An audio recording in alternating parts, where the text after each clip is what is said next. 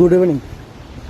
ঘড়িতে এখন সময় 3টে, আর আমরা এসে পৌঁছেছি ঋষিখোলা রিভার সাইড, একটা হোমস্টে আছে সেখানে। আর এই পেছনে আমার বাইক রাখা, তার পেছনে মিনময়ের বাইক রাখা। আমরা আপাতত এখানে এসে জাস্ট পৌঁছেছি, জাস্ট লাগেজগুলো নিয়ে রুমে রেখেছি। আর এই মুহূর্তে আমরা আপাতত লাঞ্চ করব, লাঞ্চ ফাঞ্চ করে তারপর বিকালবেলা হয়তো পেছনে যে নদী দেখা যাচ্ছে নদীতে গিয়ে পেছনে বসবো।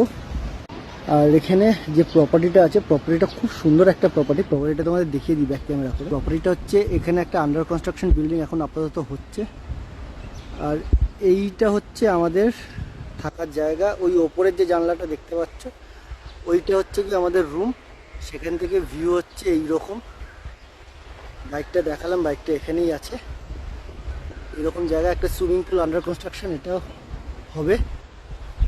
বাট তার আগে এই মুহূর্তে প্রচণ্ড খিদে পেয়েছে, ঘরে গিয়ে খেতে হবে, মানে আমি ডাইনিংয়ে গিয়ে খেতে হবে।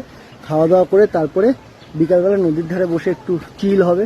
রাস্তায় যেরকম কাদা ছিল সেই অনুযায়ী আমার গাড়ির যে অবস্থা হচ্ছে, আমার গাড়ির অবস্থা পুরো কাদায় কাদা, পুরোটা কাদা দুদিকে। এই হচ্ছে সিটের অবস্থা, এই হচ্ছে গাড়ির আমার অবস্থা, পুরো কাদায় ভরে গেছে। কলকাতা গিয়ে সবার আগে গাড়িটা ধোয়াতে হবে।